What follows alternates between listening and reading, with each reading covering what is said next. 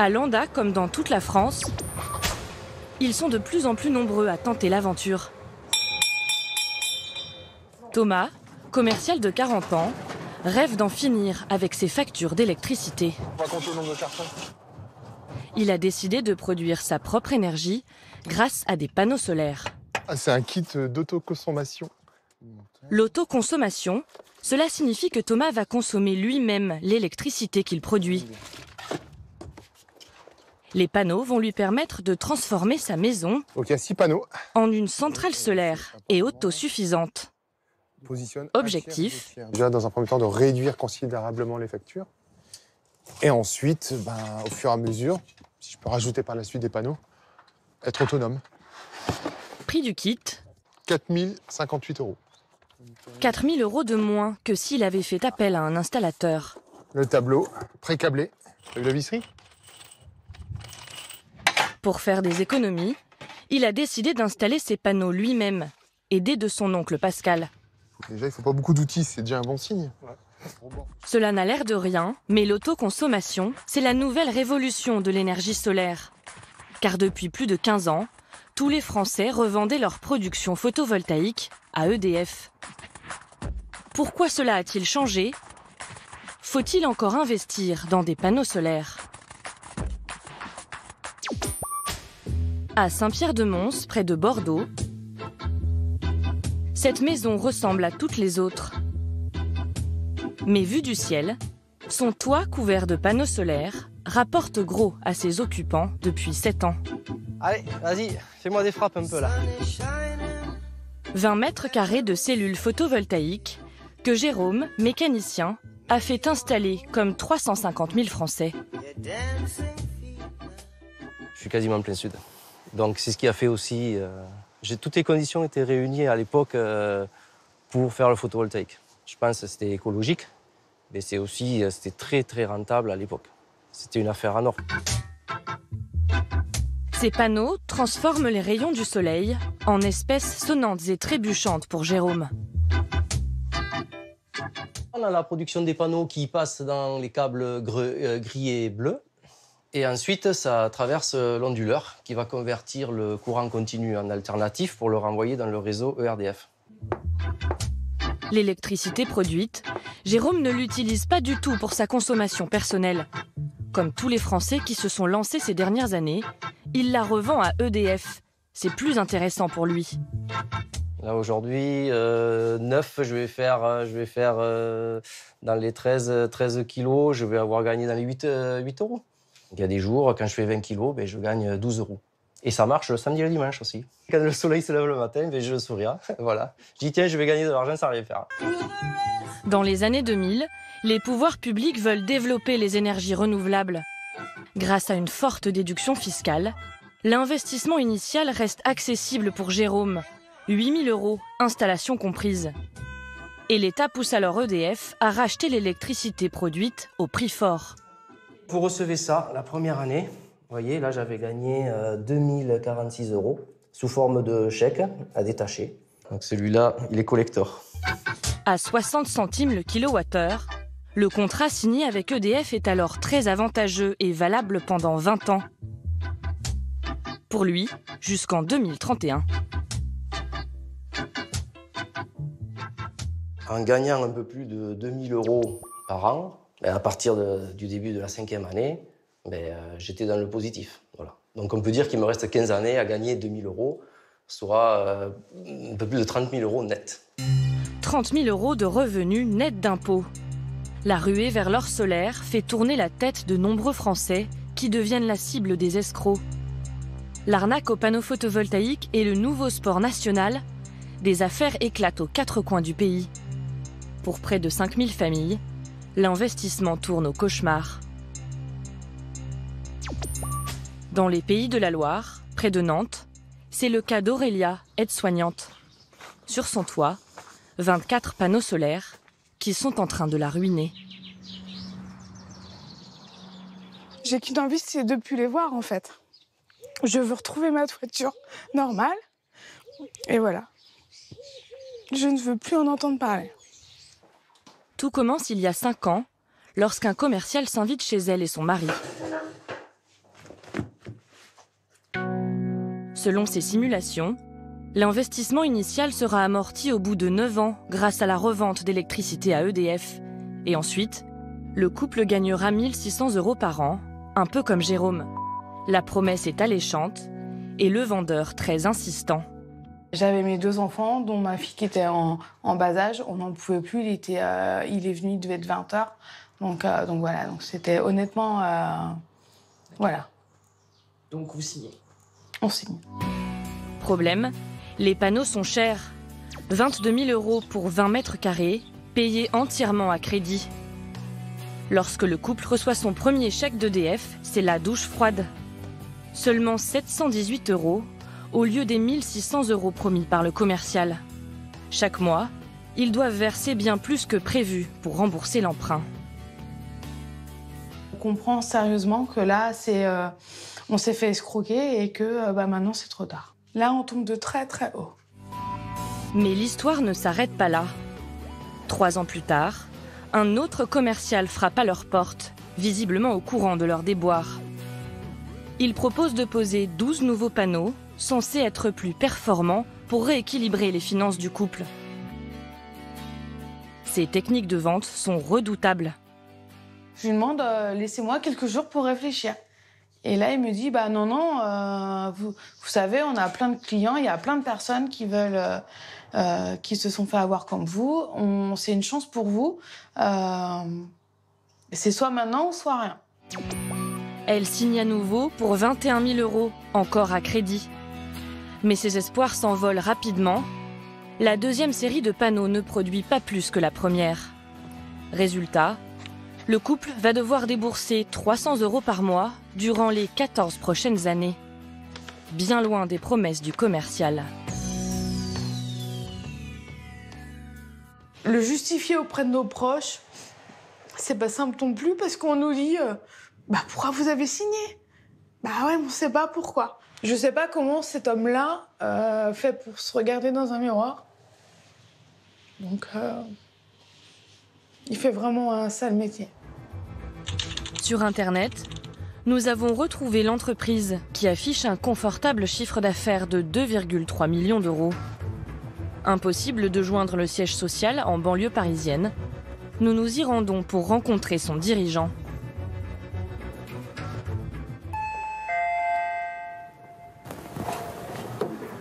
Bonjour. Vous savez où est la société? Non, je sais pas. On cherche la société. C'est un bureau, ils sont jamais là. Ils sont jamais là? Ouais, il y a des gens qui prennent leur courrier, qui est là d'ailleurs. Ouais, c'est ici. Ok. Depuis quelques mois, les bureaux sont fermés, mais sur la porte, un autre numéro, le portable du gérant. Il y a plusieurs personnes qui se plaignent de vos techniques, des techniques de vos commerciaux. Moi, j'en ai rencontré quelques-uns que vos commerciaux ont mis dans une situation financière très compliquée. Ma société, comme vous le voyez, il n'y a personne qui est dedans. Vous avez bien vu que la porte a été fermée. Oui. D'accord. Je suis aujourd'hui dans une situation financière dramatique. D'accord. Notre société a un vrai problème d'ordre financier parce qu'on est dans une situation qui est vraiment catastrophique. À l'entendre, sa société serait au bord du dépôt de bilan. Mais cela pourrait bien être un stratagème. À Paris, ce cabinet d'avocats est spécialiste des arnaques au photovoltaïque. La salle d'attente déborde de clients qui souhaitent aller en justice. 800 dossiers en cours. Madame, on y va, allez-y. Comme ce couple de Strasbourg. Mais à chaque fois, Maître Habib fait face à la même difficulté avec les escrocs présumés. Comme il commence à voir qu'il y a beaucoup de contentieux, il dépose le bilan pour qu'on n'ait personne à venir chercher en justice. Vous voulez dire que c'est fait exprès? Absolument. Des vendeurs intouchables. Alors l'avocat a imaginé un plan B. Attaquer les banques qui ont accordé les crédits en fermant les yeux. La banque a commis des fautes qui lui sont personnellement imputables, qui, compte tenu de ces fautes, vont lui interdire à la banque, à elle, de récupérer ses sous.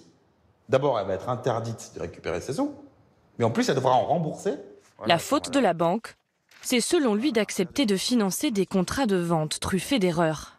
Le coût total du crédit, il n'apparaît pas. Ça veut dire que la banque a accepté de financer un contrat de crédit alors que le montant total du crédit n'est pas rempli. C'est dingue. Bah oui, c'est dingue. Vous voulez que je vous en sorte? J'en ai pléthore. Il n'y a rien écrit. Ni même pas zéro, il n'y a pas écrit. Il y a juste les premiers éléments dessus. Le pari du solaire a coûté cher à des milliers de Français et le marché s'est effondré. D'autant qu'en 2010, les pouvoirs publics ont cessé de soutenir cette énergie renouvelable. Le prix d'achat du kilowattheure a été progressivement divisé par 3, de 60 à 18 centimes d'euros. Pour les particuliers, revendre à EDF n'est plus rentable, alors un nouveau modèle s'impose, l'autoconsommation. Allez, c'est parti.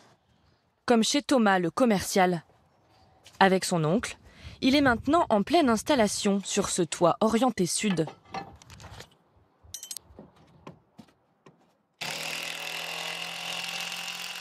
Accident de parcours, une tuile qui n'a pas résisté à la marche de Pascal, mais tout va bien. Tout était réparé, il n'y a plus de soucis. Pour devenir autonome en électricité, Thomas a prévu 10 mètres carrés de panneaux solaires. Là, tu inclines légèrement que je puisse connecter. Là, elle est connectée. Vous voyez, le branchement des connexions, c'est top. Je pose par là. En 3 heures, les 6 panneaux photovoltaïques sont installés et immédiatement opérationnels.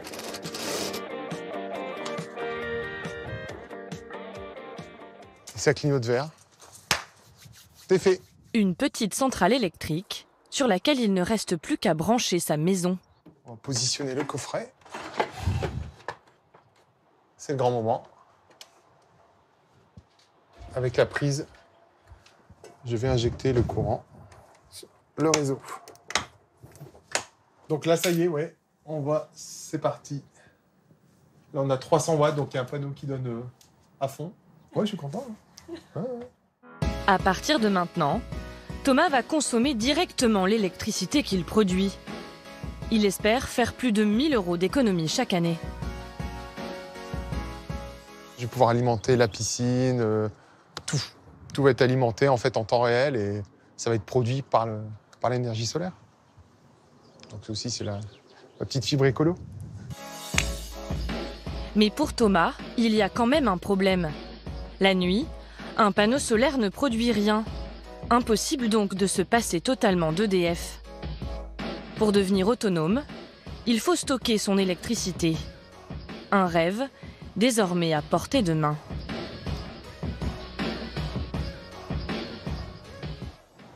En Normandie, Sylvain Robillard est fabricant et installateur de panneaux solaires. Depuis quelques mois, il prépare en silence cette révolution qui pourra permettre à n'importe quelle maison française de devenir autosuffisante en énergie 24 heures sur 24. Pour cela, Sylvain compte sur ce fabricant de batteries en région parisienne. Bonjour Monsieur Robillard. Enchanté, Julien Guenec. Ah bonjour. Bienvenue chez PowerTech. Merci. Avec lui, il voudrait proposer une solution clé en main à ses clients. Des panneaux reliés à une batterie comme celle-ci. Ça, c'est une chimie lithium qui admet un très grand nombre de cycles, supérieur à 2000 cycles, ce qui nous amène à des performances pour à peu près une bonne dizaine d'années. Aujourd'hui, tout le monde autoconsomme. C'est beaucoup plus cohérent d'autoconsommer de toute façon. Et en plus, de stocker, parce que ce que les gens veulent, c'est être autonome. Ils ne veulent plus acheter de l'électricité à leur fournisseur général d'électricité. Et ça passe par l'utilisation de batteries. Cette batterie domestique stocke l'électricité produite par les panneaux solaires la journée pour la restituer la nuit quand les besoins du foyer sont les plus importants. On prend une batterie comme celle-ci et on va venir, comme si on était chez le client, l'installer. Donc vous voyez, c'est pas très très lourd, ça fait une trentaine de kilos à peu près. On va venir le glisser dans une petite armoire. Et c'est modulable, en fait. On peut augmenter la puissance. Si l'armoire est suffisamment grande, au fur et à mesure, on peut en rajouter des racks. Oui, voilà, exactement. Là, on a 2,5 kWh x 4. Ce sera suffisant avec ces batteries-là pour un approvisionnement électrique de la famille, toute la soirée jusqu'au lendemain à la reprise de l'énergie solaire.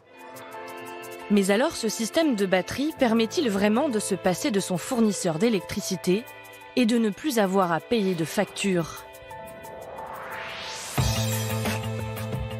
À Villennes-sur-Seine, en région parisienne, Nicolas est l'un des pionniers de l'autoconsommation en France.